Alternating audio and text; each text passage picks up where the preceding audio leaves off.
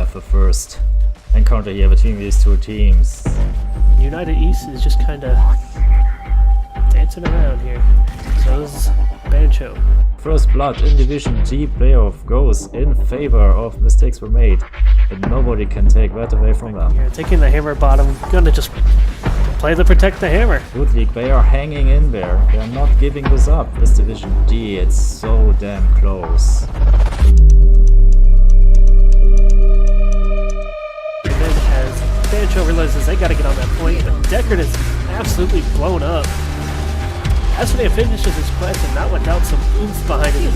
Jimmy's health just dropped incredibly quick, and now United there. Of Woodleague, who are looking here for a second kill in this game. It is Whiteman who falls in the end. Disintegrate is being used as disengaged, but the concussion mine brings Genji back. Be an interesting little fight. Vernon popping the avatar as he gets down, leaps away, trying to stay on the garage, who falls down as well, but Leo dropping dangerously low. Second round of heroics is coming out here, and Tube is being used with Kel'Thuzar's ultimate here, doing huge damage on Alex Strasser and Greymane. So that is 2 kills, and that will be a 3rd kill for that was Jimmy.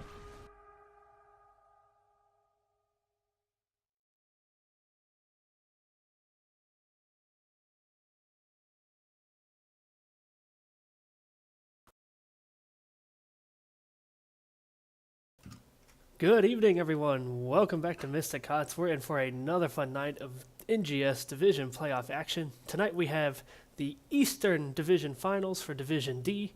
With me tonight, as he has been lately, the ever wonderful, the ever awesome Tootie Moss. Say hello, Tootie. Hello everyone, how are you guys doing on this fine evening?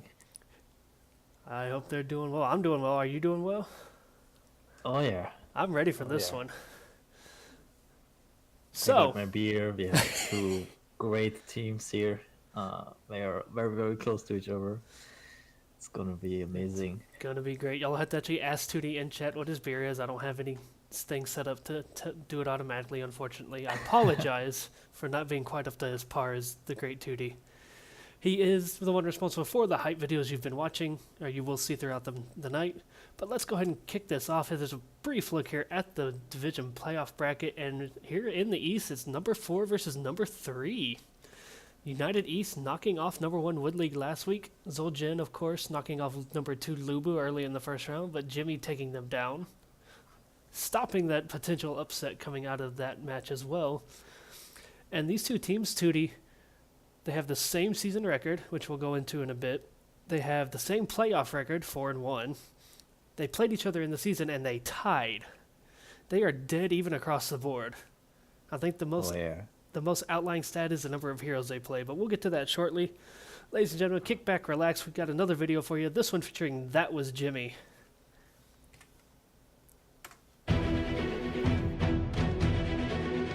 We got That Was Jimmy on the blue team, Water Snake on that Alex Straza, Everstorm on the Urel, Hit Dog on that Cassia, Pitchlock on the ETC, Bridge Keeper on that Hanzo. Level 16 acquired, but here comes the Sabo coming out, and Grace gets just completely blown up. Johanna going to be taken down, and That Was Jimmy just walking in and taking 3. They are poking them out. One stun going out. This is might play right into their hands. A big corruption stack. Zagara gets deleted. Big fear on 3 members, putting Jaina in the opposite team fight. You know, I mean, they could say, yeah, we can wait for 20, or we can just win this game now. Because Lightning Breath coming out, as well as Horrify, and Phoenix will be the first to die there again. Is Rice dying as well to Whitening? And Jaina losing her life as Spork tries to get out, but he's slowed basically everything unloaded onto Diablo. They find her. That is a Pyro. Arthas will actually just rip Syndragosa into Scam. That's actually a really nice combo. The Wit's trying to go in here, but dang, they're just going to get cleaned up. Don't have the level 10s. Can they make it 4? They just might. Indeed it is. They start out 4-0. Season 4 at Lubu, and yep, That Was Jimmy. And that's GG. But That Was Jimmy. winning game 1.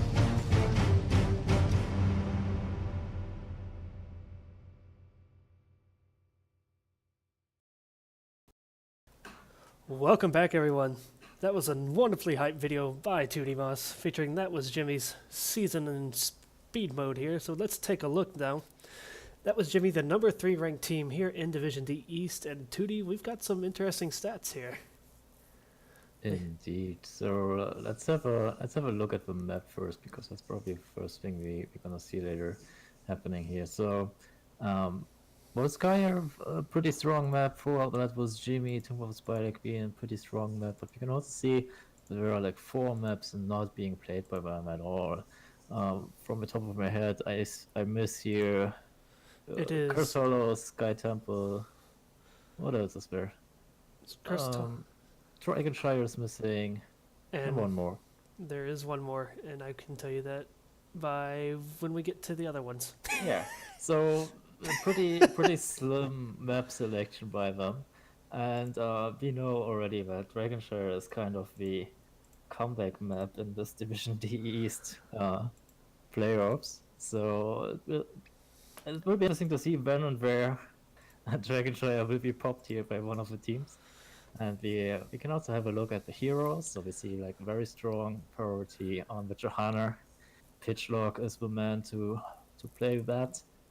We also see pretty high success with the Blaze, actually. Everstorm on an 8-1 on that hero. And we also mentioned Gul'dan here for 3-1, because he's also an important hero for the other team. And Yes. on the heals, we see Water Snake playing that Deckard if available. 5 times being picked in the first rotation. That is a very high priority on a healer. Deckard's kind of had a high priority for a lot of teams throughout the season, too. Him and Alex, actually, I believe, are 2 of the highest played healers in Division D East this year. Definitely keep an eye on the Johanna and Gul'dan. We'll see here in a few minutes that those are also 2 very high priority heroes for United East. So that should be fun, seeing who's going to snag them or if they're going to get banned out both ways here. Yeah. But sit back, folks. We got one more little video for you here. Let's kick it on over. Let's take a look at United East and their season. United East, we got Fancy Ursa playing the Kel'Thas this time, Demon Zerg on the Diablo, Korix on the Arthas again, Unicorn Farts opting to heal with Alex yet again, and Southerly Elf this time on the Cassia. The Org's waiting on their talent choice. Oh, excellent ring by Jaina. Locks down 3 of the squishies. And then Icy Veins will come out just to finish everyone else off. They didn't stand a chance under those circumstances. But it didn't happen, and now there's the lightning grab happening here on Johanna. Johanna has 66 gems, and these are gone. Irel is in trouble herself, so she cannot pick my Vala is going to fall. Irel is fall is 3 dead. And that is doomed. 4 mistakes were made. It's going to move right on to core here. Phoenix comes out to zone. Core is going down fast, 50%. This is going to be GG and a domination for United East. And there's a 10. Yorick falls though, so talent advantage, but not done with advantage. Ring of Frost is coming in big roots here on the entire team of Poverty Ponies, killing 3, and where's the 5th? Complete wipe in favor of United East.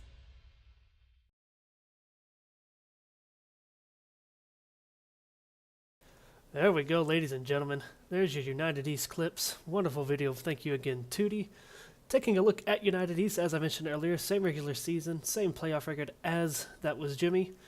And you see there in the hero stats, Johanna and Gul'dan, high priorities there as well. Gul'dan, though, coming usually later on in the draft. But 8-1 on Johanna, 5-2 on Gul'dan, 5-2 on Leoric, and Jimmy, ironically enough, is their highest priority hero throughout the season. The traitor. Betraying himself. Take note here in Volskaya, 4-0 on the season by United East. Tomb, their other strong map there. Curse Hollow, also undefeated, but it was only played twice. They did play a few more maps throughout the season than That Was Jimmy did. Indeed, and Volskaya and Tomb of Spider King, that's the two maps we want to keep our eye on here, because that's where that was Jimmy was sitting 4-1 in the season. Mm-hmm. And yeah, so let's talk about maps, right? Yeah, we're jumping right into the maps here. We will be doing poetry later. Don't lose your britches, ladies and gentlemen. We will be getting to it at some point. But jumping on into the map selections, I first want to give a shout out to both Weenus and Cat Peach. Cat Peach shared this with me. It was created by Weenus, so give them both a round of applause at home. This is a beautiful map selection screen, far better than what I had. But we have our bands coming out with That Was Jimmy opting for first pick in the first map. And they decided to ban out Brax's Holdout. Not a surprise, really. A lot of teams not enjoying that map. Just want to get it out of the way. United East with that ever-important Tomb of the Spider Queen ban, though, Tootie. Yeah, And then, and I think that's pretty smart by them, like taking that map out. They are pretty confident with Volskaya themselves, so they don't have to fear that one. yeah, and as you can see, they did go with Volskaya for the first map. So as a reminder, we have first map picked by United East. That was Jimmy getting first pick. We will be jumping into the draft shortly. We're going to get the readies from everybody here. Mhm. Anything else you'd like to touch on here going into this 2D? I do want to make one note. United East went the entire season. They had losses, but they never got dominated. They're the only Oh. team in Division D East to not get dominated. Well, that's nice. That's always a cool stat. So United East is the new team Winky Face in this season, I guess. So yeah, what I wanted to mention is like first pick being chosen by Jimmy here. That's I think that's quite interesting. I think that speaks of confidence. They are saying, okay, it doesn't matter what map you guys pick. We don't fear you. We just take the first pick. Whatever you can throw at us, we are confident with it. And given that they have played so few maps during the season, like only 5, I think that's a pretty cool statement by that was Jimmy. All right, teams are ready. I'm going to go ahead and send this into the draft screen here, Tootie. I'm ready for it. Me too. I'm looking forward to this one. So let's keep an eye on that Johanna, on that Gul'dan, when and where they make their appearance in the draft. Also, like the high priority of Raynor for United East. Onward Skyer, I mean, you can play him here. There's nothing wrong with that. No, he's a nice, strong, steady DPS. I do want to make one note for the fans at home.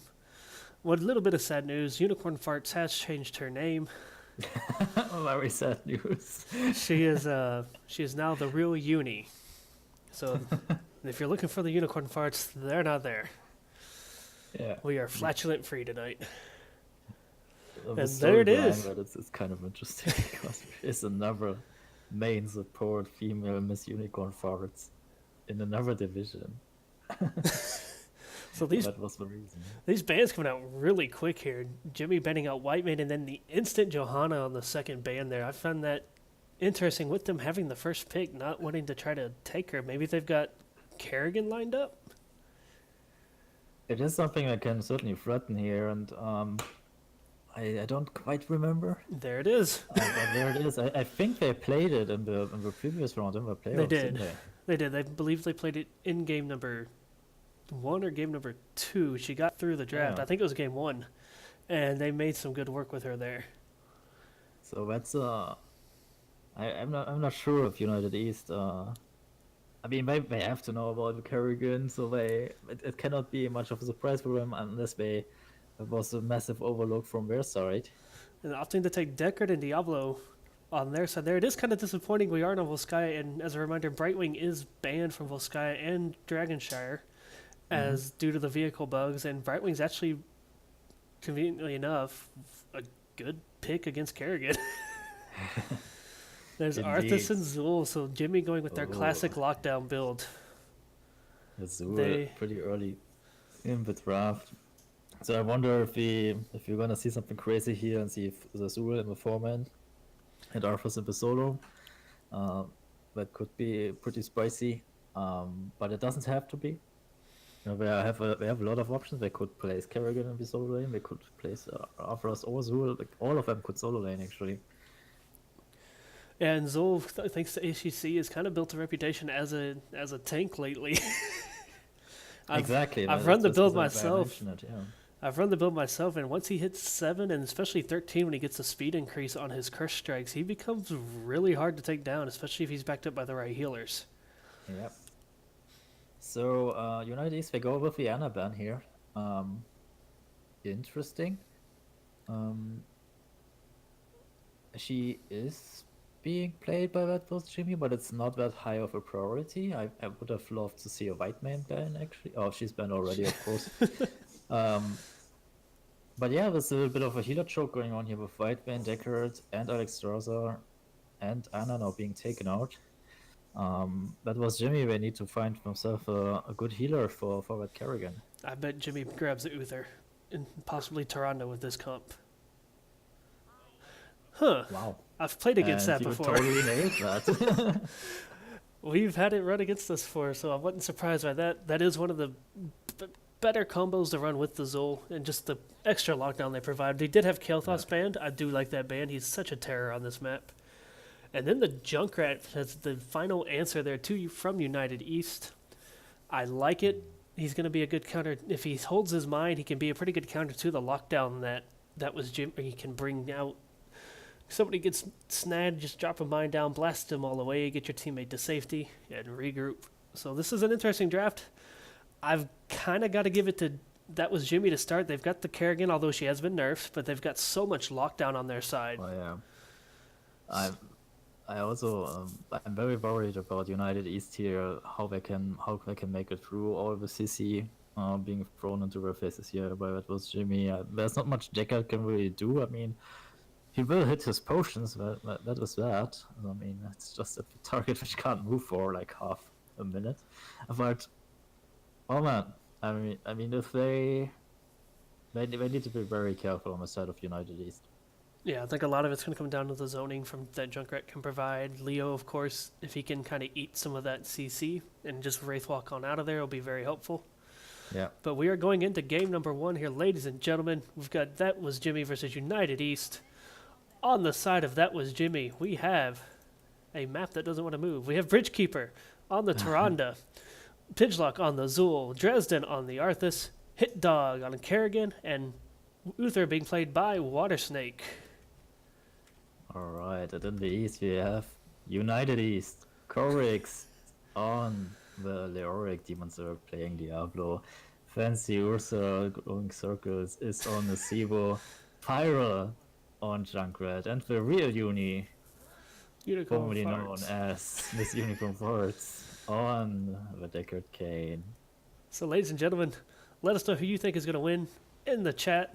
The poll will be coming up very shortly. Pay attention. We'll see what the fans think here of Tootie. Looking at the early stats here, we have Arthas going with the Frost Presence. Getting that extra root CC is going to be big with this comp that they're running. Toad shotgun build from Nazebo. Scroll of Identity from Kane, so getting that extra armor reduction is going to be good as well. And a good little brawl going out right here at the beginning. Exactly, and if I look at the talents here of Zul and Arthas, which I think it's a little bit confusing. Normally, if you go with Arthas into the solo lane, you kind of want to empower your first more hunger strikes. Oh, wait a second, there's a little bit of action going on. Demon Zerg with the Hunter's Mark on himself. Falling half health, but he will be fine. So Arthas not going to empower his Frostmourne Hungers. He instead goes for the extra lockdown, which is of course what they want to do here. And we see on Zul the tank build coming out with that backlash, which does so much damage. Tyrande taking the Celestial Tomb there to reduce the stuns and roots, or stun silences and slows. So that's going to help against the Diablo there. So I like the picks all around. I'm looking forward to this one. This should be very fun. Is this offlane Arthas? No, is this offlane Uther? No, it's not offlane Uther, it's Oh. offlane Arthas. And there we go, this is the first kill here on Deckard Kane, demonstrating how this little comp works. Yeah, Kane, unfortunately, once he gets locked down, he's going to go down very quick, even with the slight 10 armor that he can get. In the bottom lane, Leoric kind of winning the lane at the moment against Arthas. He is pushed just slightly bit forward. Both teams about even on XP. On the other side, you have to say that like that was Jimmy. They have all their eggs on the side in the basket of Kerrigan, right? I mean, if you take her out, there's not much damage left actually. Nothing Deckard cannot deal with. So maybe that's the angle United East want to approach this game from. So the poll is up in the chat, ladies and gentlemen.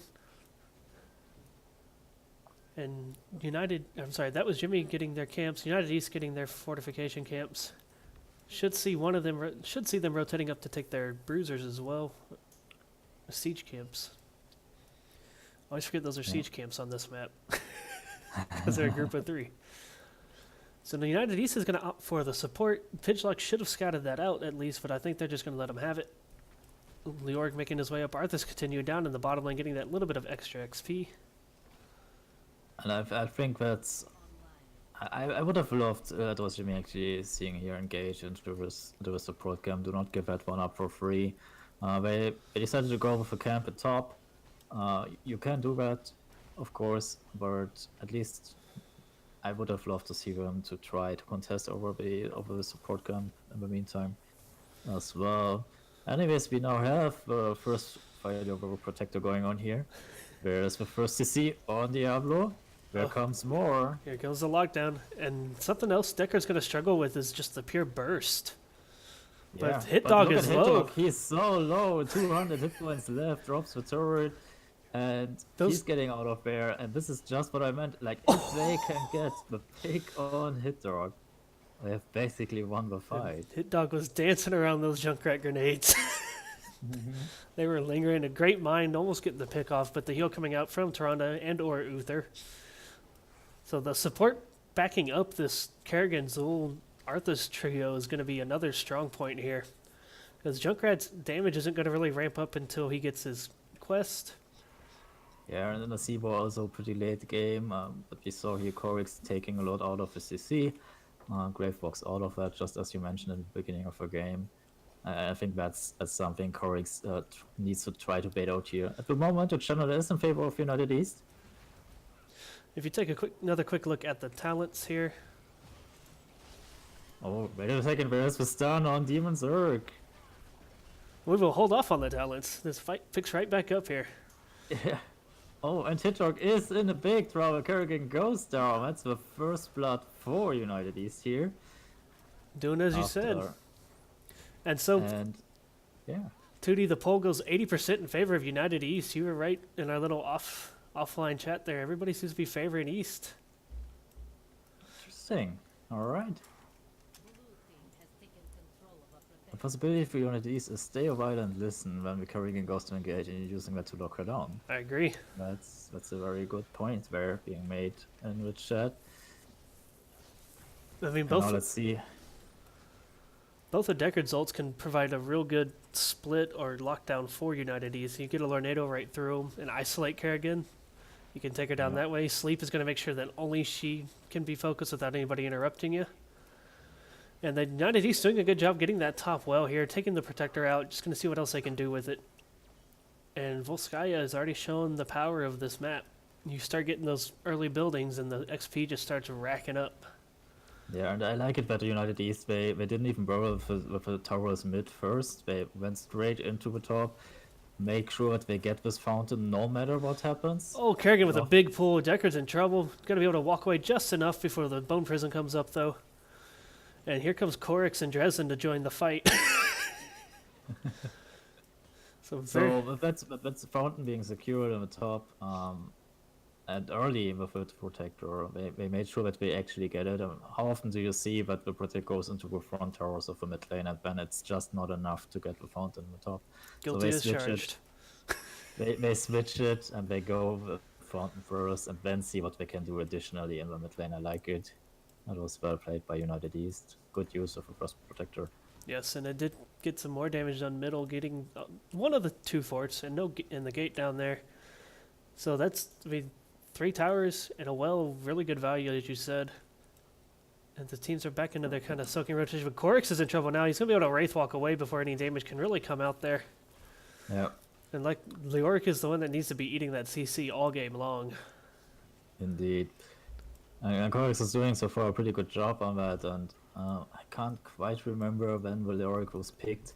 Maybe United East, they knew it all from the very start when they did let the Kerrigan through, but that is how they want to play it. These teams, Might be possible. they are familiar with each other.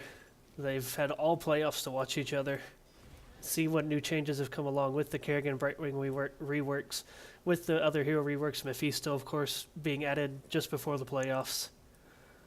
So, And this is important. We have the Starfall on Tyrander. We talked with the teams beforehand that on vehicle maps we will, gentleman's agreement, ban out the Shadowstock. the Shadow Stalk because it still heals the hero in the vehicle, which is not supposed to be. Yeah, so gentleman's agreement there. So let's take a look at the level 10 ults now. As you mentioned, Starfall on Tyrande. Skeletal Mages on the Zul, ever more of that control and lockdown. Army of the Dead from Arthas for the survival. Kerrigan going with Maelstrom, and Divine Shield from the Uther. So now Kerrigan just got really dangerous. Indeed. And I mean, if I look at Arthas, it's actually a full tank build. It's not adapted for solo laning at all. I mean, this is exactly what to do when you go tank with the Arthas. I'm not sure if that's what they wanted here with the Arthas, but here we go. There's a Lightning Breath on Pitchlock, and we Entomb. Here comes the D shields. Stuff, everything is being dropped here. Look at this damage of Zul. Zul just slicing him up with the Starfall on top of it, and that's what we were talking about early on, how much they can do once that lockdown gets done. Of course, Dresden's running that frozen waste, so getting out of there once all of United East is committed is not going to be easy. And as you saw right there, and didn't really get to see many, you got to see all the ults come out there from United East. They didn't have much effect, unfortunately, that time. They did have Entomb, Lightning Breath, Stay a While and Listen, Gargantuan, and Riptire, which you heard there before it probably got blown up with everybody else.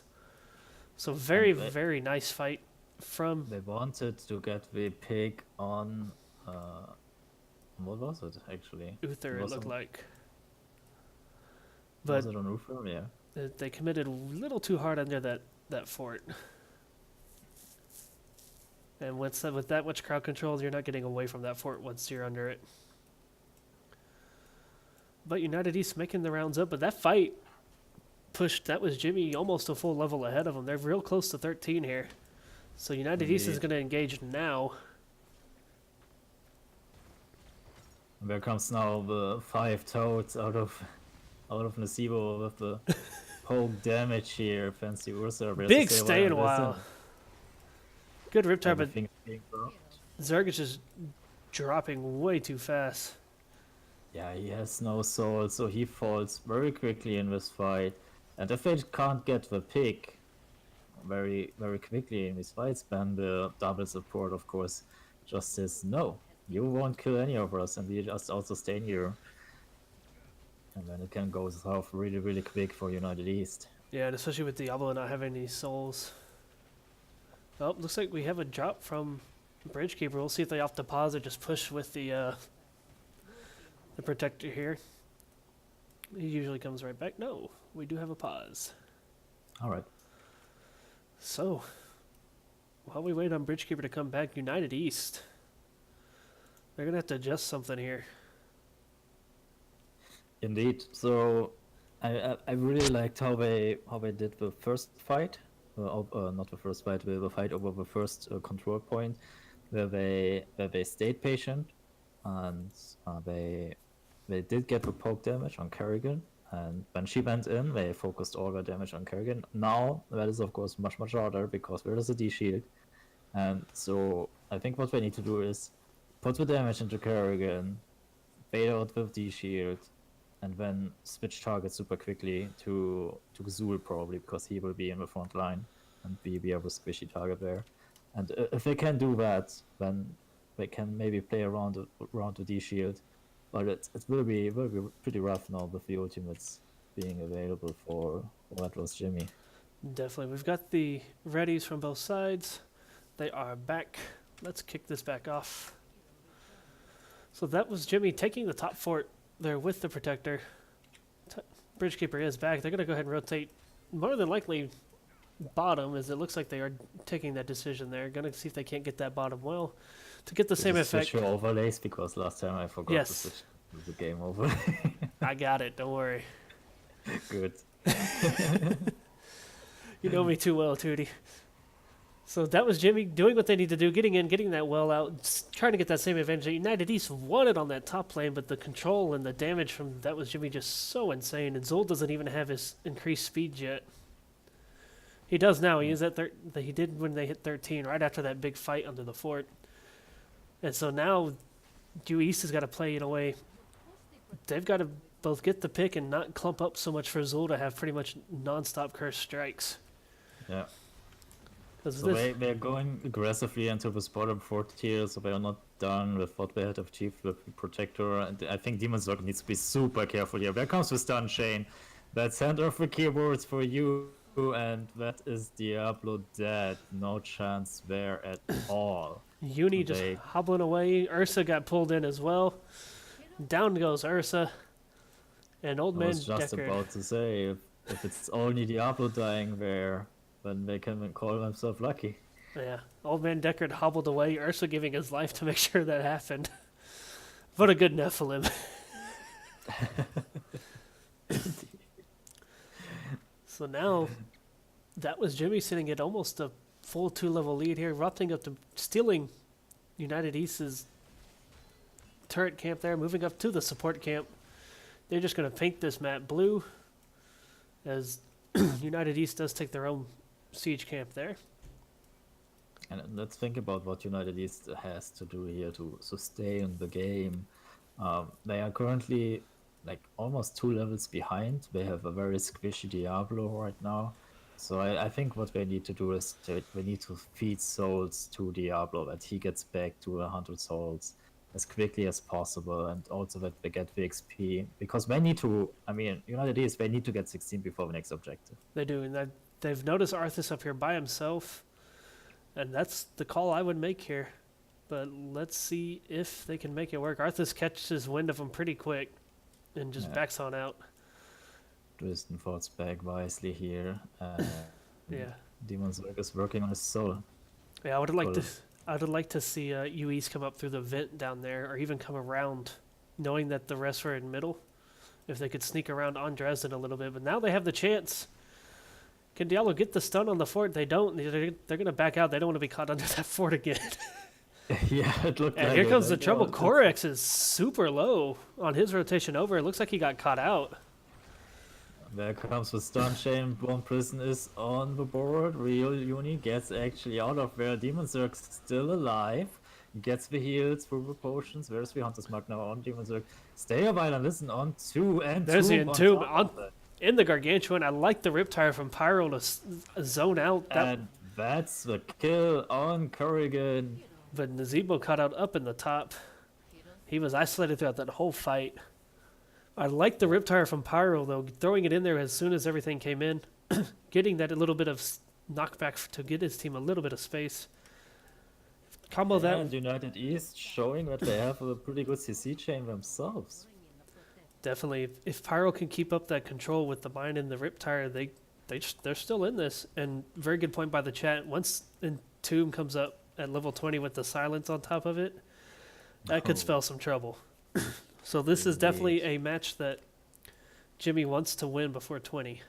Because Nazebo's frogs are going to become so devastating with that shotgun build. And even Indeed. Zul is going to drop quick to that.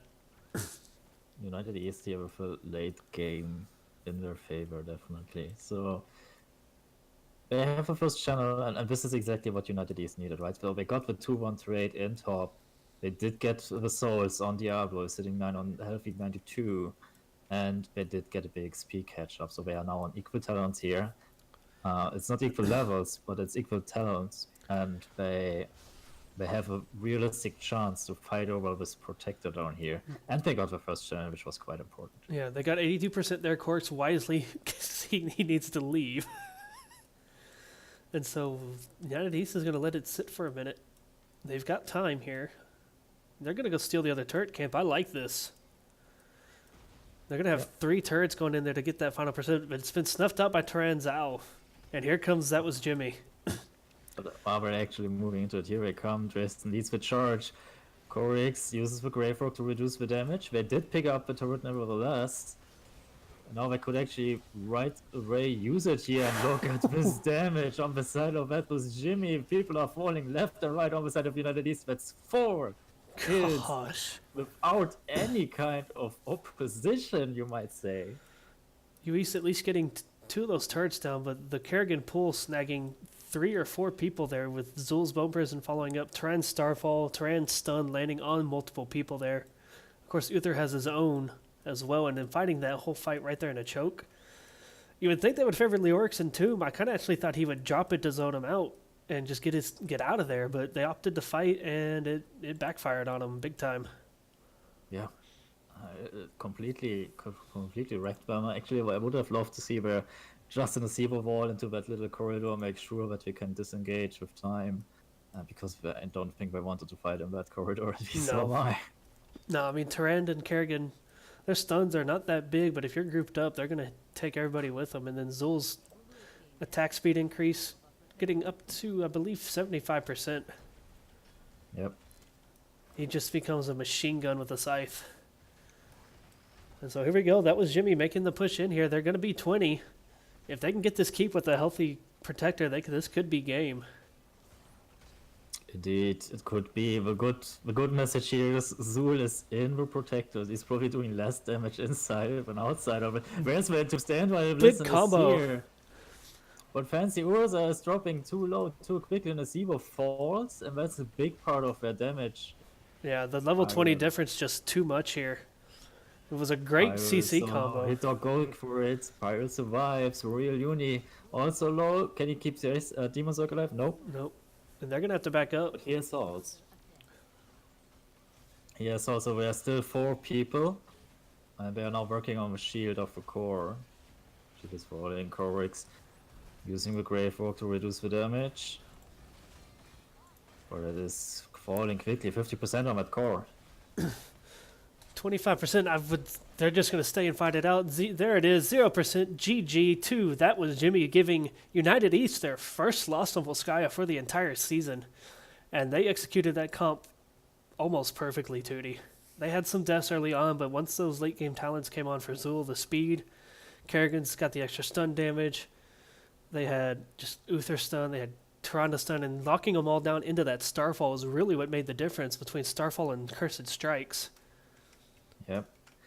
And I mean, United East, they had an idea how to break the composition they are facing here. It worked twice. It worked in the top lane, and it worked at the first protector, but it was not consistent enough to avoid the almost team vibes they received here. That was Jimmy. So first one goes in favor of that was Jimmy. We've got the stats here. It is 1-0 after that first one. 15-3 in favor of kills. You saw the lockdown combo, just as I've said over and over, just executed so well. They've run that similar thing so often in the season. I've seen them run it on multiple games I've cast. I experienced it myself in the match against them. They like that Zul, they like that Uther Turan and Arthas combo, and they've switched Kerrigan in and out of it since she been buffed.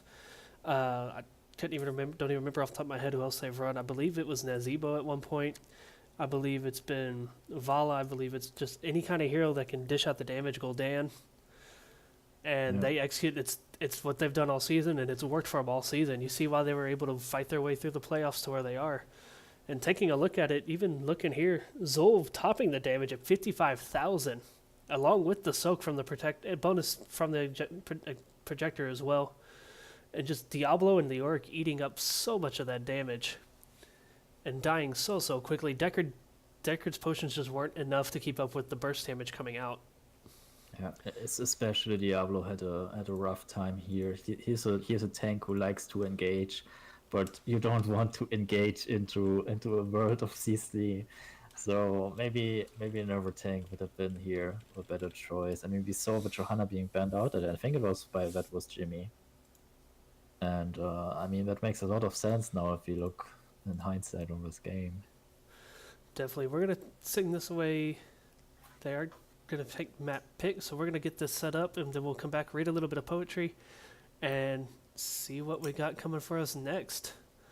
Ladies and gentlemen, game number 1 on Volskaya Foundry going in the favor of That Was Jimmy as we take a short break here. Game number 2 coming up very shortly. Stay tuned.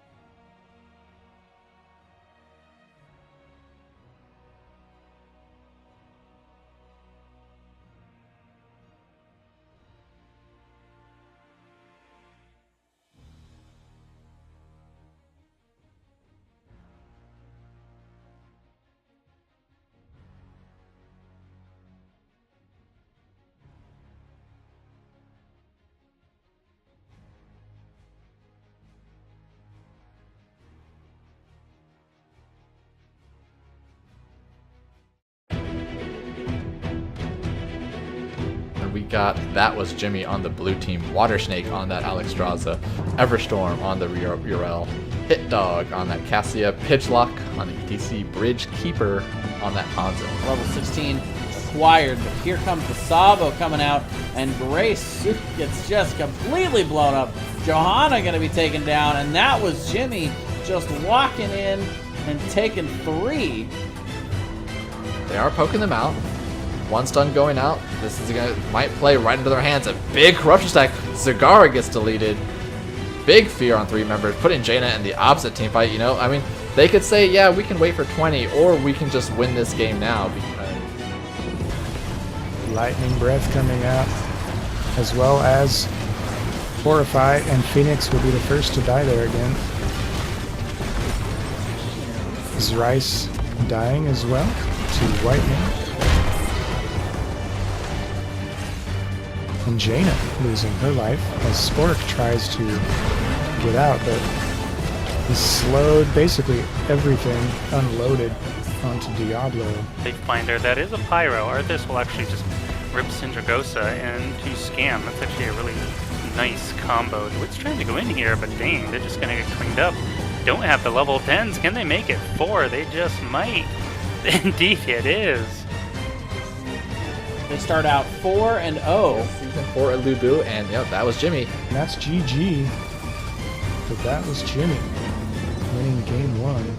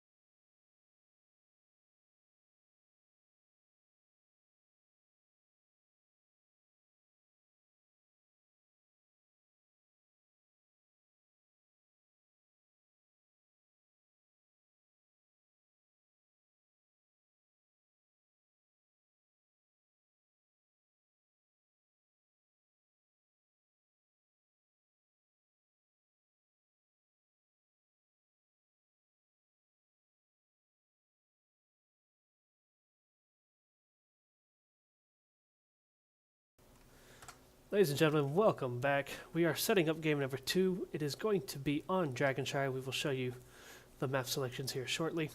But as everybody's been waiting for all night, we have the poetry and we have quite the difference here. So let me blow up the text here for That Was Jimmy's giant thing here. That was Jimmy's poem, written by the wonderful Bridge Keeper, captain of That Was Jimmy. Hey guys, it's time for a rematch. You won't want to miss this, it'll sure be a catch. First off, we've got Pidgelock. He's got the skills, it's not all talk. His Zul is killer, that's very true. I'm trying to do this in a rhyme and it's not working. When it comes to scheduling, he has no clue. Coming in second is our boy Hit Dog. He'll dance around you like you're stuck in a bog. Together with me, he's dished out the damage, but good mechanics he can't manage. Following close behind is our support Water Snake. He's coming in fast and has no break.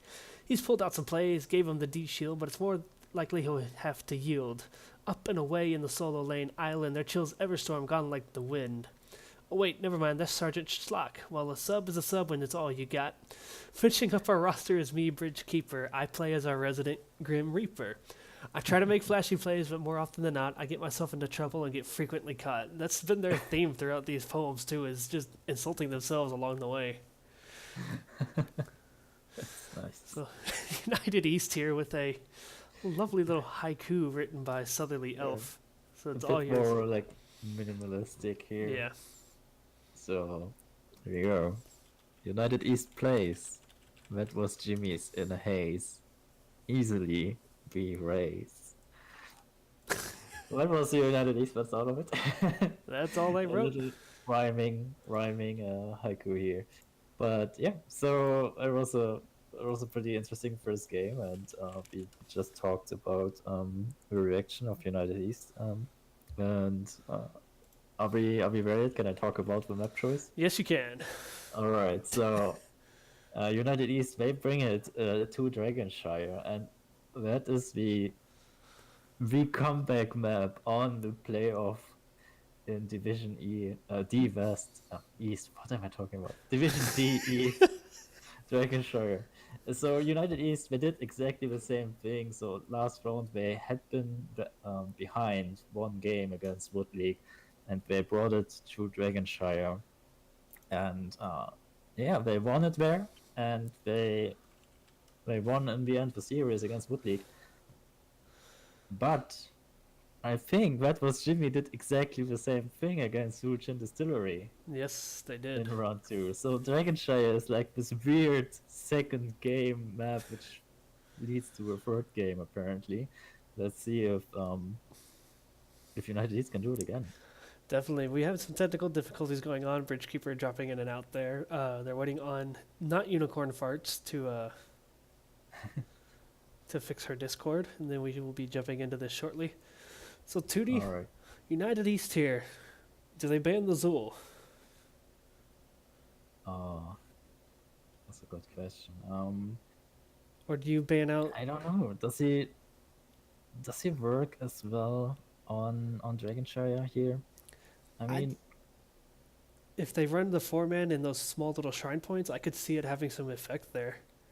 I'd say either you ban the Kerrigan and maybe take out Uther or Tyrande. The big reason Tyrande's run with him is for the spell shield that she usually provides. She didn't take it that game, actually. But alright. usually she's taken for the spell armor that she can provide on her heal. And so, plus the follow-up to Bone Prism with her stun is just almost guaranteed. Yeah, I think it's hard. So I guess you need. I mean, if you're afraid of that comp, I think you have to ban out the Zul, because if you take out any other part of it, they can just replace it, right? I mean, it might be not like completely optimal, but you can still replace it.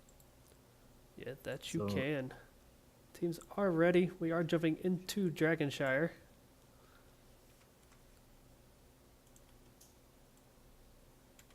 So yeah, that's Yeah. the question: is United East going to ban out the Zul here? And I mean, if they do, that has impact on the draft itself. Talking about all the comfort heroes, which also these two teams contest over each other, like with Johanna, for example. And then there's a lot of other stuff you want to ban. Whereas like Asmodan, you don't want to give on Dragonshire. Whereas Kerrigan, you don't want to give. So that's you're just running out of bans really quickly if you have to ban out the Zul. Yeah, definitely. And Tootie, I forgot to change the map video. I'm horrible. It's now swapped to Dragonshire. So that was Jimmy going to have first pick again here because United East did go with the map pick. And Dragonshire, one of those maps that it always goes one of two ways here on Dragonshire. Either the first dragon happens within the first 2 to 3 minutes. And we have an issue. It didn't load up right for Bridge. He can't ban or pick anything.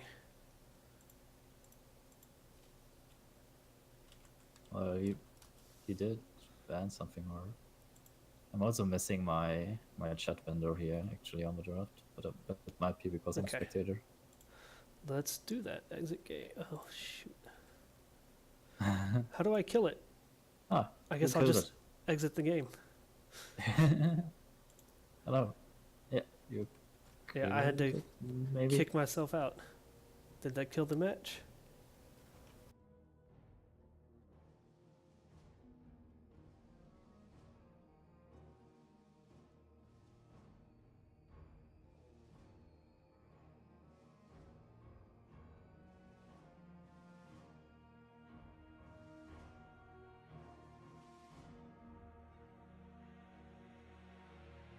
Stick with us, ladies and gentlemen. We had some technical difficulties. Bridgekeeper's DC during the lobby broke his ban and pick privileges, and so we are going to be remaking the match.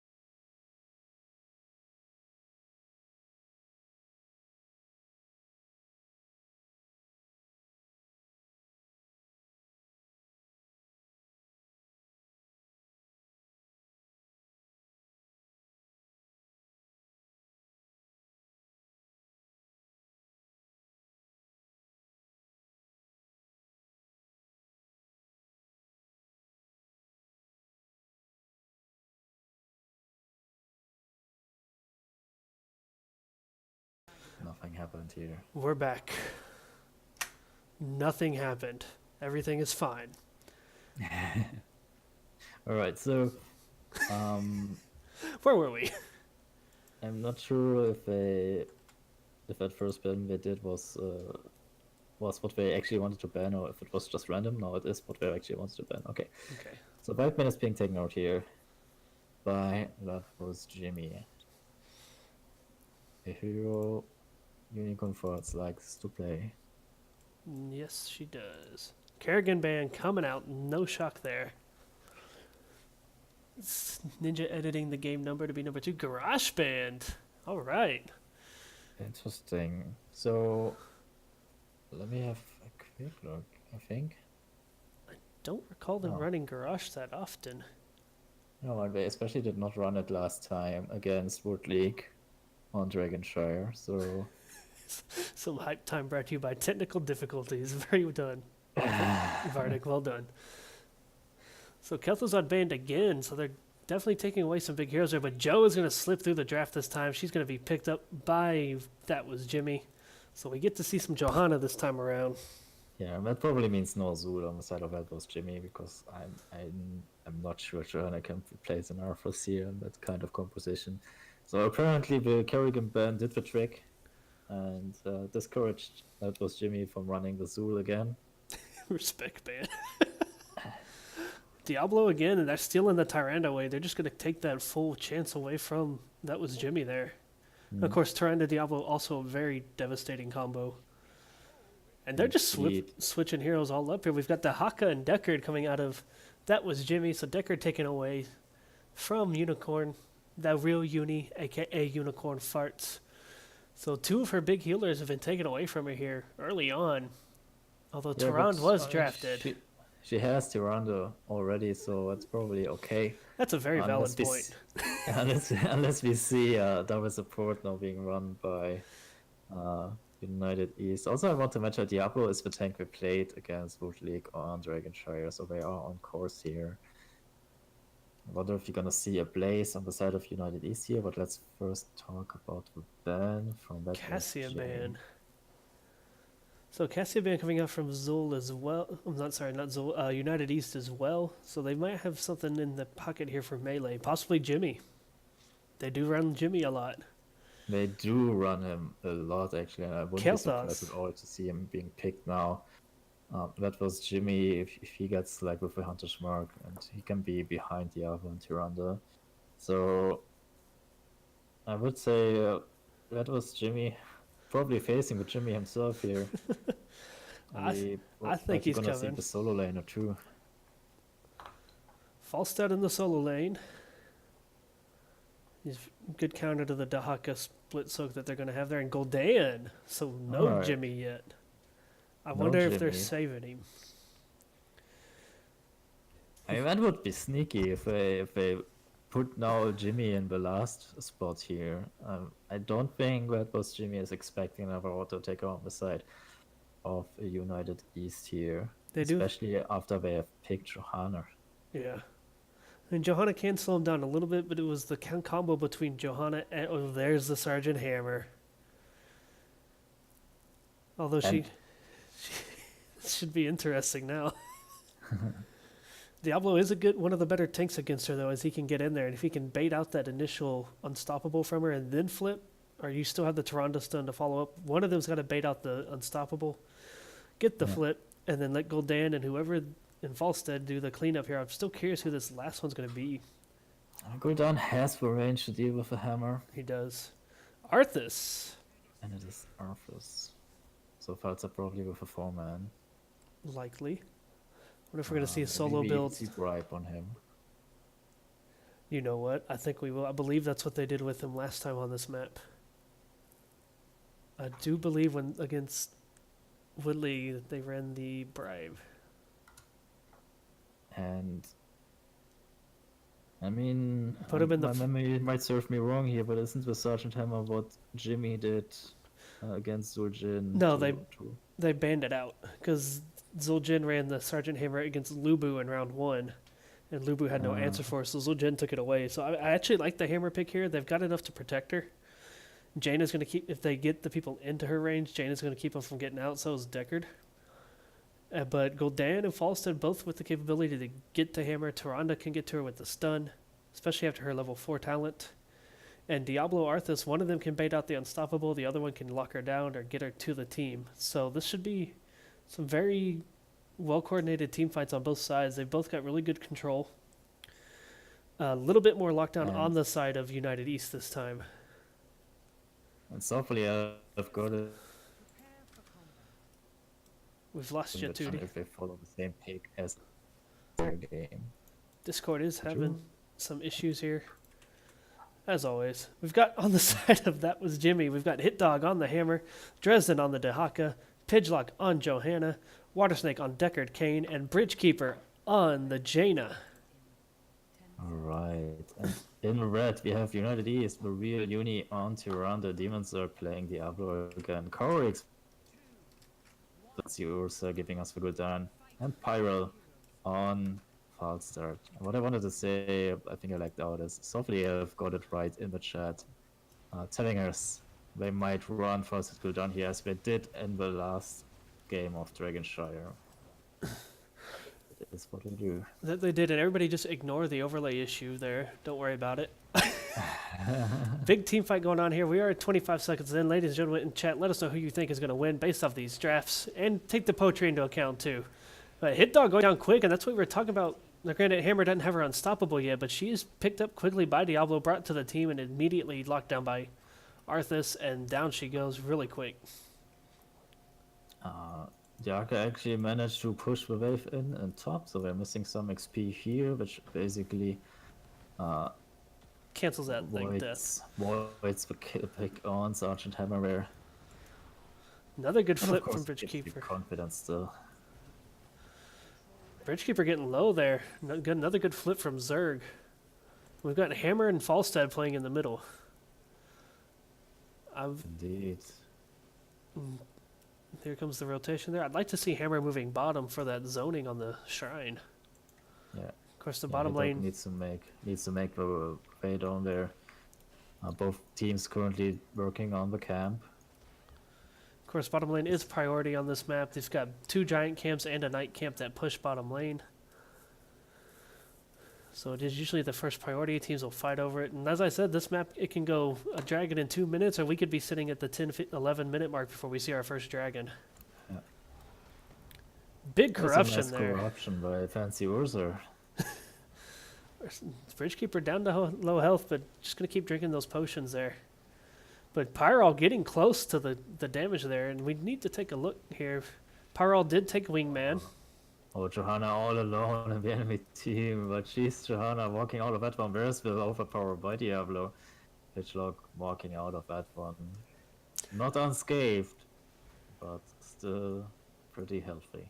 Hammer does take Siege Texas. She is going to have that unstoppable.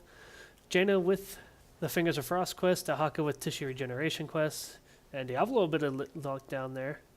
Frost Presence coming out of Arthas as well, so kind of running the same thing. On the side United East, he has not picked his level 4 yet. Oh, that's a big stun on the Jainer. Will we follow up by Toronto, but can we actually secure the kill? Oh, Gul'dan is just a little bit too late here on this rotation. Bridgekeeper makes it out alive. So the poll is back up, Tootie. We'll see what everybody chooses. It's always fun bringing that up 2 minutes after, 2 minutes later in what they're going to hear compared to what we're doing here. Yeah. And now the bottom altar is channeled as well. Nice use of the Iron Skin here by Pitchlock to not get locked down by that arrow of Tyrander. United East doing a good job. Dahaka was all alone there in mid, ready to take that, and they did a good job getting onto that point quick enough. And now they've... Pitchlock in trouble. Ooh, down goes Johanna, just absolutely blowing up, and so United East is going to make that rotation mid now. Probably going to leave just one down here. I don't know, they're going to keep the 3 in the bottom. Gul'dan's going to rotate up. Jaina and Kane, Deckard Kane following up, though. Yeah, in the situation, Gul'dan cannot take the dragon. He might actually kill himself in trying to do so. Fancy Ursa. Getting But risky. now comes the stun on Bridgekeeper. In the top lane, though, Dahaka winning the fight against Arthas right now. But they do get the dragon. We've got a 4-minute dragon knight here to start this one off. And they're going to take it immediately to that bottom lane. Oh, look at our first. Oh, it's making its way out. Getting that stun. Barely, but the last mana available. A top lane tango. Of course, Dahaka does have a nice advantage early on in that fight, especially with Arthas not going his Frostmourne build. And Dahaka, of course, having 2 health bars almost the entire time. Bridgekeeper getting punted away. I mean, what was going on there? Why Arthas was so low is because he wanted to defend for points so that they can get the dragon. Yeah. And he made himself. And he made it out afterwards as well. So full win here on the side of Korix in that solo lane, even though he got that low. That stun landing on Johanna, but she was unstoppable at the time, and United East now just trying to get away. The Jaina and Deckard slows doing what they can. Johanna's pull. United East able to get out, though. They do get front or bottom towers and a well. So not a bad 4-minute dragon. Oh, and the well. The fountain. Yeah. The fountain is pretty big win here for Jirek on the 4-man lane. But it denies 4 heroes. The fountain, of course. Comparison if you would get it in the top lane. So United East making the rotation down. Demons are going to kind of anchor up here in the bush. Let's take a look at the final poll here, Tootie. I And actually do see bribes on Falstad. yes. Final poll yet again. The chat going 80% United East. So A lot of United East fans here. there's a lot of fans here, and they're feeling the comeback. And right now things are looking good for United East. They are on the trek to 10. That was Jimmy not too far behind. And of course they have this hammer to counter these minion pushes and these camps very well. But Gul'dan, The rhyming haiku did it. the rhyming haiku did it. Gul'dan You don't sitting. need a full battle rap here. Gul'dan is sitting at 22 stacks already. And you can see why. He's got the easy shots on Hammer, who does now have hovering, but it's not quite always fast enough to get away from it. Jaina's at 12 on Fingers of Frost. Tissue Regeneration on the Dahaka at 8 of 10. And Arthas is only at 6 on Frost Presence. Yeah. And that's That's why you don't take that on the solo lane. So, Yeah. but again, it's Arthur's like full tank build here: Frost Presence, Frozen Wastes, and Icebound Fortitude. It's skilled like a tank, but he's doing the solo lane. And that's really curious to me, to be honest. Yeah, especially with the recent cooldown reduction on Frostmourne, meaning that it's only 10 seconds and you get those extra bonuses. And look how fast United East, or that was Jimmy, reacts to this. But United nice East, owl by Tyrande here, and Butter is flying in as well. So there's no dragon here. Actually, Joanna might be in trouble. Whereas Blonado for disengage. what a response from United East. Just barely getting that owl on there at the last possible millisecond. Getting the interrupt, but they do get zoned out here. So Johanna's going to try again. Demonsark says no. And Arthas is immediately rotating up to the top lane. Tyrande immediately rotates bottom. Joanna is bottom, and it's secured. They cannot get it anymore. Diablo is stacked on his soul, so he wants to play a little aggressive but a little more reserved. We have Hammer coming out with the BFG. And Tyrande lost the beacon bottom, and that is the Dragon Knight. The second one goes in favor of it was Jimmy, and actually the Real Union needs to be super careful here. Bridge Keeper weaving in the auto attacks, but it's just not enough. One Frostbolt away here from getting the kill. Jaina in the bot lane. so Falstead getting some damage out on that Dragon Knight. It's dropping very fast. Yeah. And Gul'dan, of course, great at guarding those objectives. And Tirana was not there that early, so it was all good done and Falstad. They only get 2 towers in mid, and that is not the result you wish you would get with the second Dragon Knight here at minute 8 in the game. They do have Hammer sieging bottom, though. They're not going to get the well. Oh, Jaina's going to frostbolt it down. Here comes the APOC. Beautiful flip. Big fear. But it's Gul'dan who drops first. Yeah, the combo of Diablo was like a pixel off there. Otherwise, we would have seen another stun on his target. There's the tongue now on Diablo himself. Demonsark pushing out on Pitchlock. It's getting out in the end. And there's another. Also, Siege Camp doing a lot of damage in this fight. So we got another. Will you update them Which on key their allotted DC time, please, Mr. Tootie? But I wanted to Yes. take a moment here and look at Falstad. He's already sitting at 25% Lightning Rod bonus damage. He's turned in 5 of those bribes already. And that is damage that racks up very fast, very quick. Even opting to build into the Lightning Rod there with Static Shield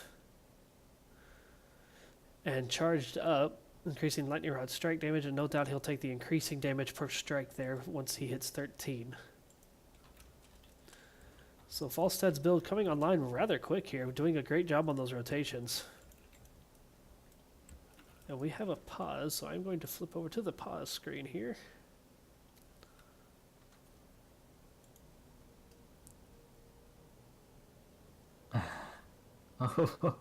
He is back as soon as I get the overlay swapped. And nobody's called out that I had the wrong game number up the entire start. Oh my, how unprofessional. Okay, he's back, it seems. Got the ready from them. Got the ready from them. 3, 2, Don't forget 1. your overlay, and we can go.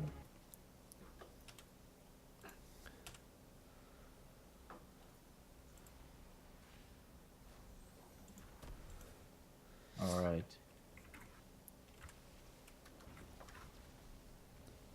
So we go right back into the action.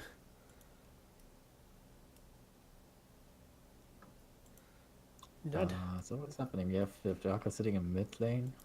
Arthur's still top. We see now being camps being picked up on the side. Oh, that was Jimmy. And don't worry, the overlay has hit game 2 the entire time. So both teams opting. As long as it's showing the game, it's okay. Yeah, it's showing the game. Who cares? So the top lane tango going on again. Corix with a bit of an advantage there, but that was Jimmy with the 13s as this next shrine comes online here. Yeah, but it will be a short moment of glory for them with that Gul'dan. They can wave clear so quickly, and so bot lane and mid lane will be soaked up here. Have it noted, Jaina has finished Fingers of Frost. Gul'dan is at 31, and Arthas is at 11, and Diablo is still full on his souls. But United East this time making sure they're on the point to start it. Not getting that quick cap this time, and they are opting to take the camp right after that. I like this call that keeps them close. They're going to be able to get it, which means that Hammer's going to be a little busy. Because if she just sits there, the camp's going to wail on her. As Pidgeot pushes his way in, goes Diablo, gets the flip on Decker. There's the follow-up stun. It misses. But the a nice gust. Gus from Falstad. Real Uni dropping in health. Pyro's dropping. Water Snake is low. Corruption is going to take him out. Bridgekeeper dishing out the damage, though. The mage minion of the camp took out the Deckard Bear, almost survived. He surely had a potion ready for himself.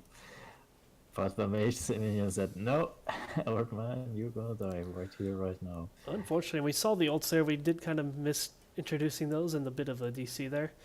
Water Elemental from the Jaina, Isolation from Dahaka, BFG, as we saw earlier, from Hammer. Blessed Shield coming out of Johanna, and Lord NATO coming out of Deckard Cain. Over on the side of United East, it's Apocalypse, Army of the Dead, Horrify, Mighty Gust, and Starfall. Sorry, 2D, I felt like talking for a minute. So United East has both shrines. Yeah, they are just like reclaiming bottom, but in the meantime, the Harker mage drove away Arthas from the top lane. Right now, both teams are just kind of avoiding each other.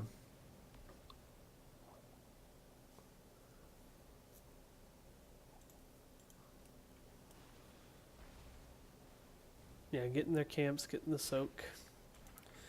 That was Jimmy, still just about a half a level XP lead there. And this is probably getting to be the most drawn out Dragonite we've had so far. First one was in 3.5 to 4 minutes.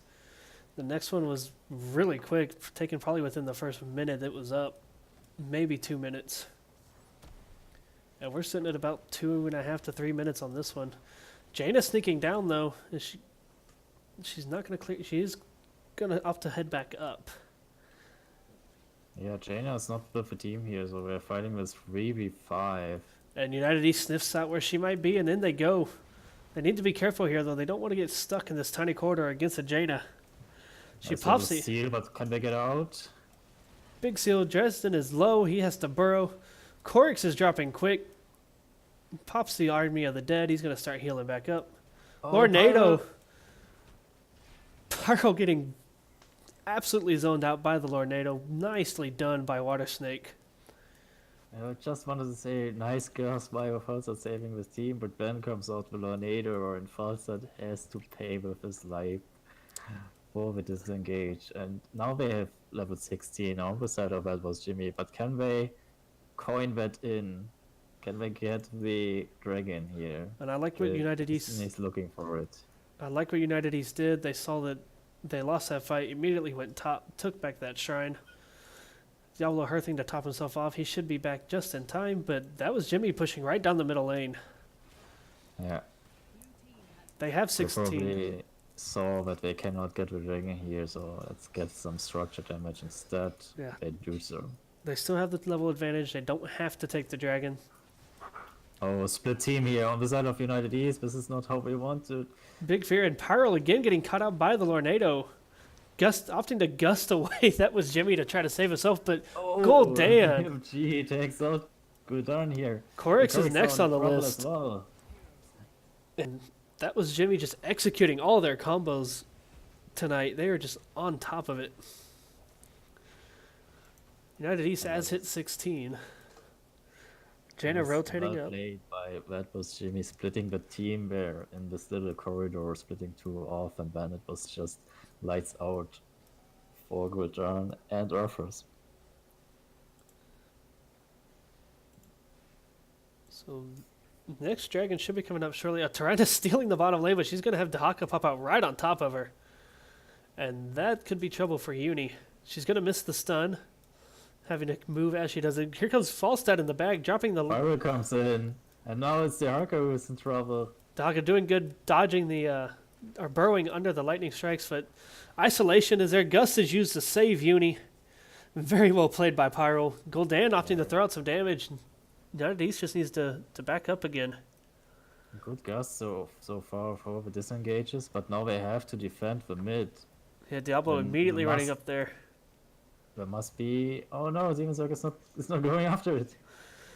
I agree.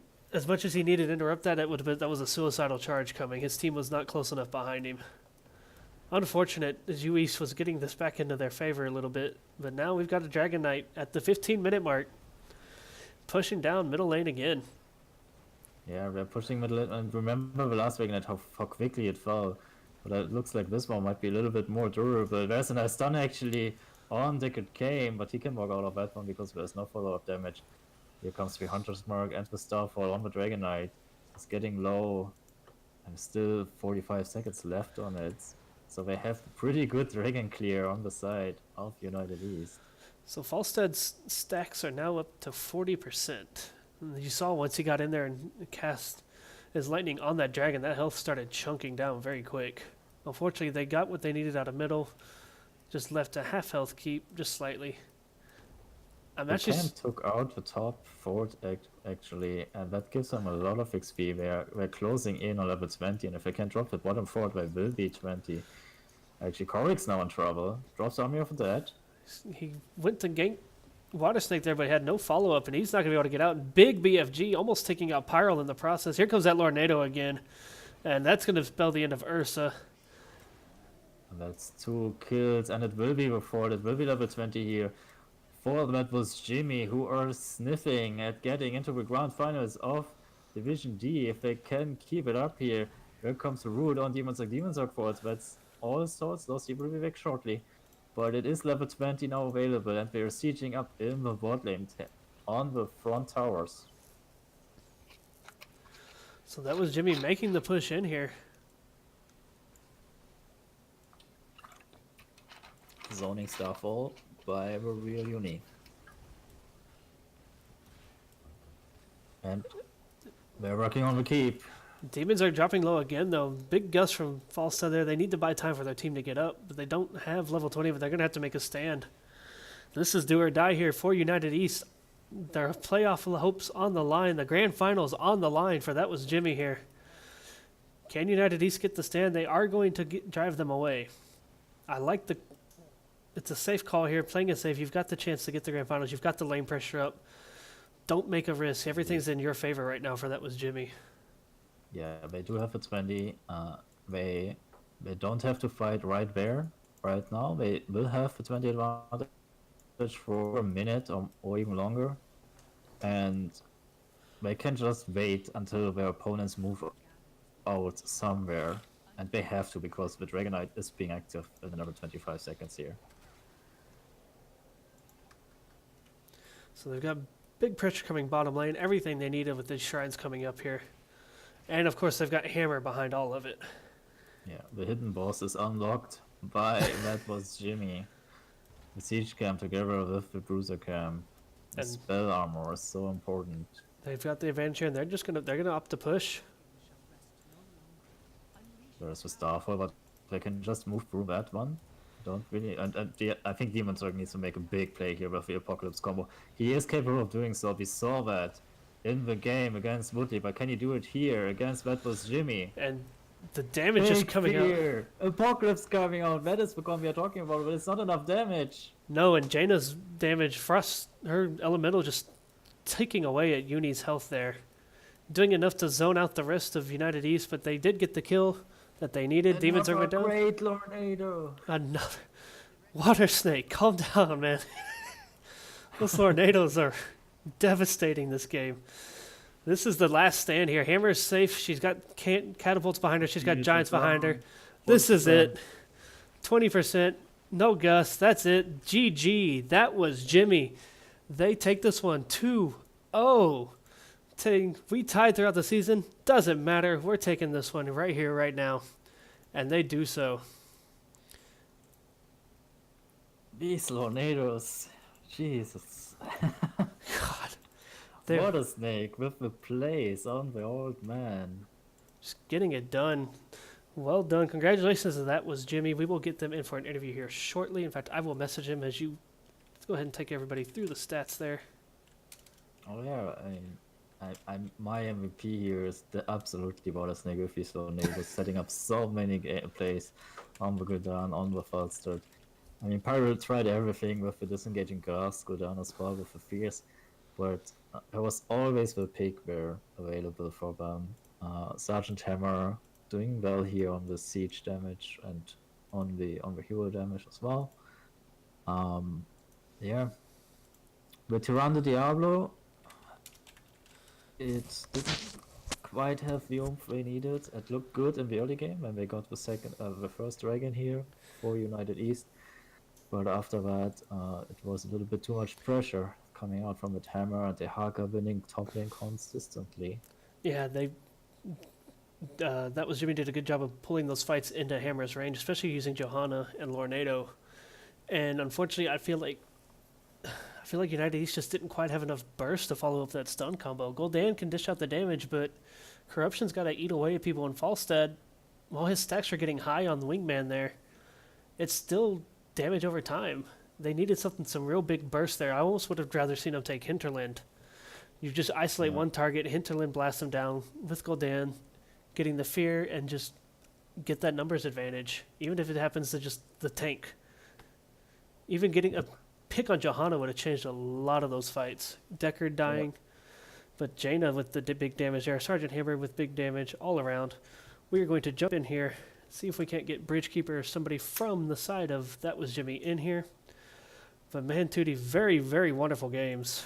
Very, very strong showing from That Was Jimmy. Well executed, both comps, very different comps actually, like the Zul comp on Orskaya, completely different here on Dragonshire with a hammer. Very different playstyles, and they show that they can execute both of them.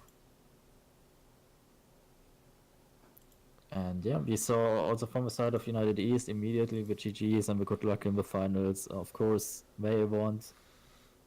They would have loved to see themselves in the finals, but now it's all about East versus West, right? So yes. Now I expect United East will be on the side of That Was Jimmy when it comes to the grand finals next week. Definitely. And we've hugged a coin toss lobby all night. Let's hop on down to lobby number 1. We'll get Bridgekeeper in here as well, or somebody from the side of That Was Jimmy here in just a moment, ladies and gentlemen. Stick around. Yep.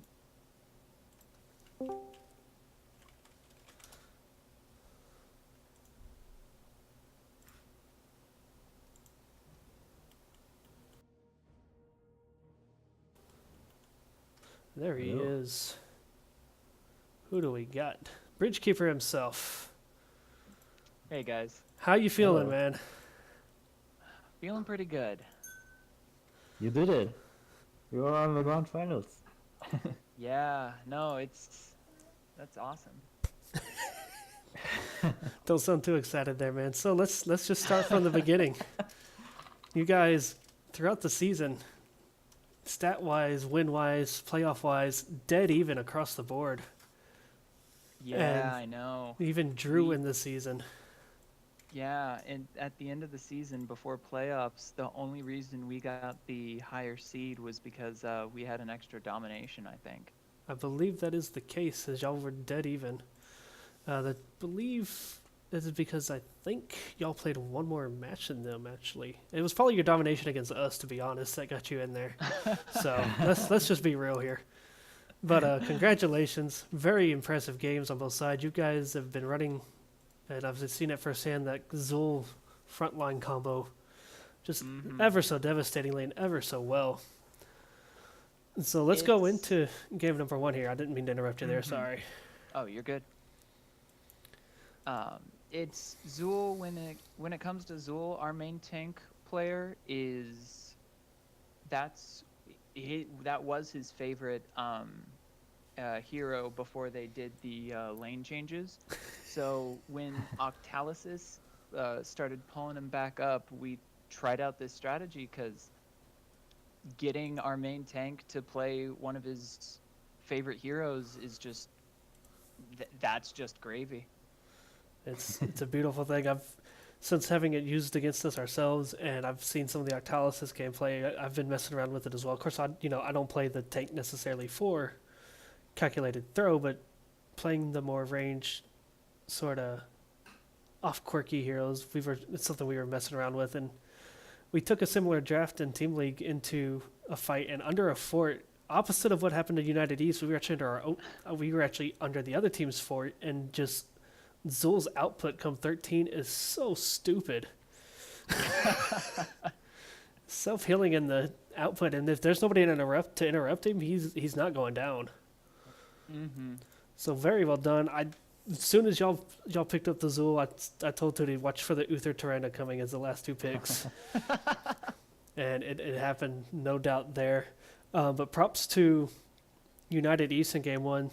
They had a good draft. They had one that could counter it, and they definitely put their hands into the countering that Kerrigan Zul. And I honestly think had they made it to 20, they probably could have turned that map around on you. I definitely agree. But you did what you needed to do. You've got that big team fight in that bottom lane when they took y'all's turret camp. I'm surprised they stuck around for it. I actually expected Leo to entomb just to buy them time to get out. They had the objective in their favor, but y'all scouted it out. You made the rush in there, and just knowing that was probably the fight that would make or break this next objective, walk us through that fight. All right. Well, our main tank player threw out the call that they're probably at our turret camp. So I shot the owl, saw them there, and we called, we're still ahead on levels. We want this fight. So we head straight to that camp. We get there right as they're capping it. And when that happens, when we see that they're just all still there, we just hard engage as quickly as we can. I throw down Starfall. We throw all our CC onto their back line, and their back line got stuck with the conveyor belts to their right, so they could only escape up. And we got, I think either a Junkrat mine or our Zul was able to get just right behind their back line and just start shredding them down. Yeah. So, and once their back line fell, the rest of the team was pretty easy to finish off. Yeah, just fighting in that close quarters there, the great use on the Starfall. Zul, of course, as you said, he got flipped into the back, which just, at that point, they're split, they're stuck. And Tyranda's stun actually initially hit 2 or 3 of United East. In fact, it may have hit their whole back line. Yeah. And that just... I got like a... It was a really lucky stun. I'm definitely not going to call all that to skill, but I'm of course really happy how that fight turned out. Well, let's move on to map number 2, Dragonshire, which is a map both of y'all have picked to climb back into the series. Y'all did it against Zul'jin after they pulled the Stitches comp on you and on Tomb, and kind of stole a book page from their book, actually getting the hammer on Dragonshire. And that United East, they did the same thing to Wood League.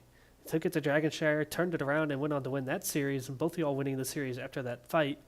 So going into that map, I'm sure y'all have been keeping up with each other because of the playoffs. Were you expecting Dragonshire to be number 2?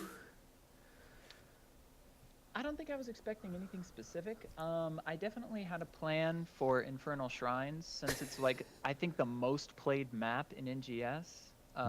So I wanted to make sure that we at least had a plan for that. But once Dragonshire was announced, I sat down and we just kind of hashed out what we wanted to play for that map. We definitely wanted the Joanna first pick.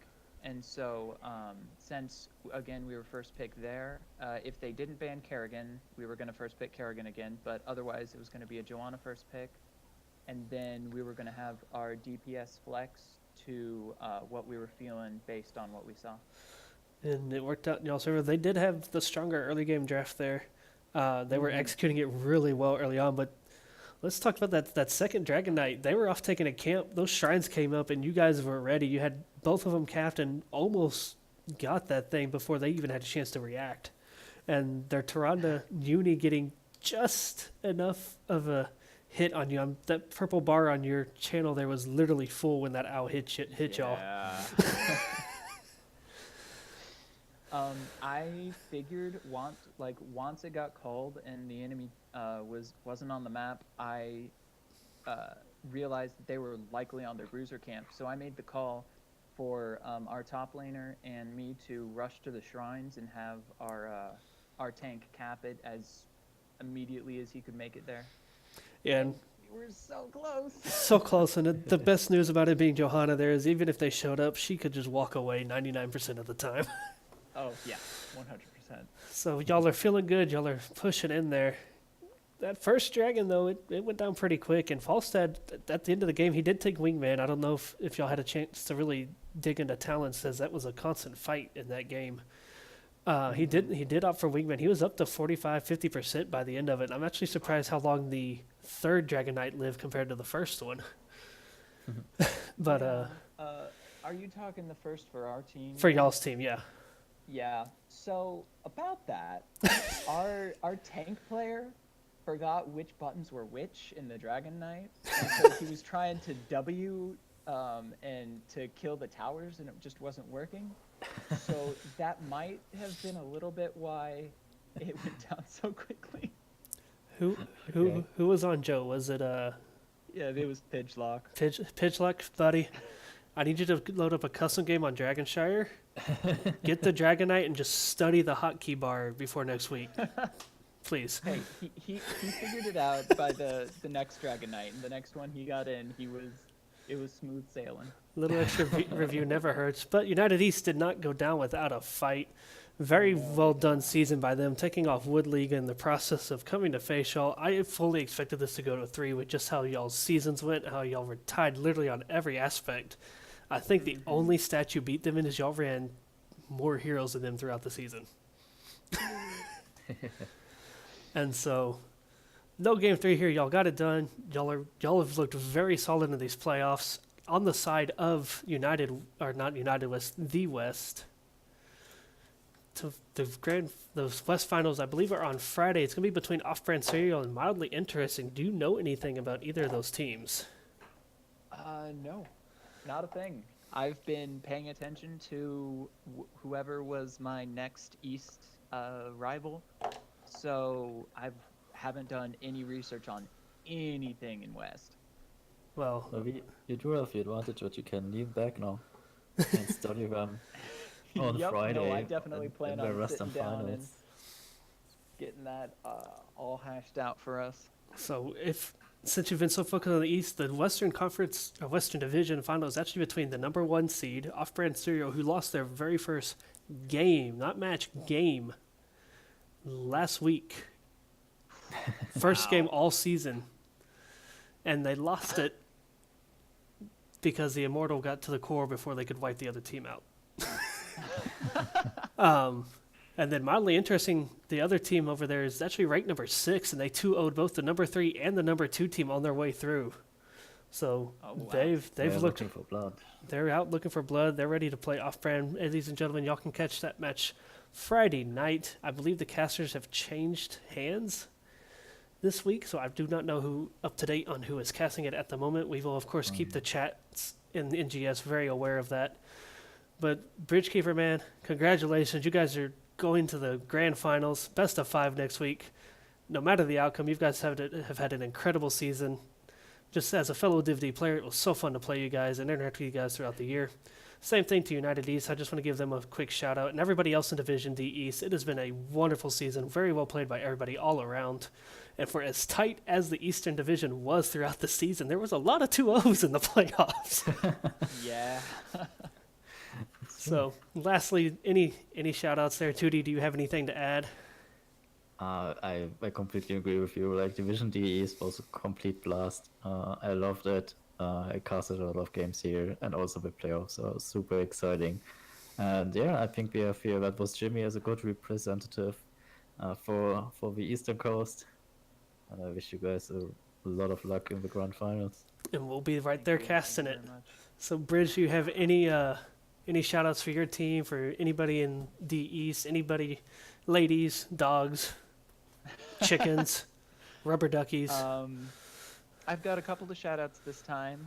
First shout out goes out to my wife. She's been incredibly supportive in helping me figure out how to schedule all of this mess that is NGS. I've loved every minute doing this, and she has been instrumental in helping me get everything in order. Next, I'm going to shout out to United East. They were the only team that we actually scrimmed against this season, and it was an absolute blast getting to know the players on the enemy team, and it was just so much fun. And then finally, to my own team, I think we played pretty darn well today, but there were a couple of times when our synergy wasn't quite there. I remember at the end we had a Dahakaton pull someone out of a Joanna ult. So we just need to work on getting that synergy cemented in place before the finals, and I think we'll have a really good run. There you go, ladies and gentlemen. Bridgekeeper, thank you for dropping in, man. Good luck next week. Best of 5, playing the winner of Off-Brand Serial and Mildly Interesting. We will be there, Tootie and I, myself. Man, I worded that very poorly, but Tootie and I will be right there alongside with the action. We're looking forward to it. Good luck to you guys. Go celebrate. Get your study on for the Western side. We'll see you next week. Thank you very much, guys. So, Tootie, there we go. All right. Another match under our belt. Eastern Division Final champion. That was Jimmy. Oh, that was exciting. I liked it. I mean, of course, there's always game 3 is always nicer, but I mean, it was some very two interesting games, and that was Jimmy. They brought it out tonight. And yes, as I said, I think they will represent the Eastern Coast quite well. That they will. Ladies and gentlemen, thank you for stopping in. Keep an eye on the NGS Discord, especially those in Division D and E, since we share the channel there. For the Western Division final game coming Friday night, we will have caster information and time all available then. I believe it's at 10 p.m. Central Time, so that would be, or Eastern Time, so that would be 9 Central, I believe. Don't quote me on that. I haven't checked it today. But I can have a quick look if you want. yeah, let's see.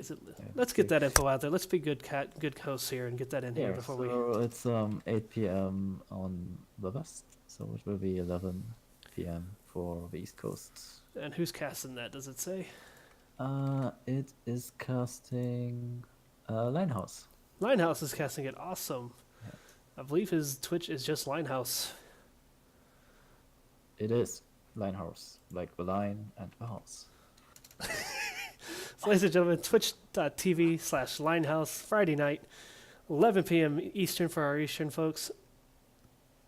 Nice, relaxing Friday night game. Yeah, Friday night. Ladies and gentlemen, thank you for stopping in. 2D, say goodbye. Goodbye, everybody. I hope you had fun. We'll see you all around. Have a wonderful night.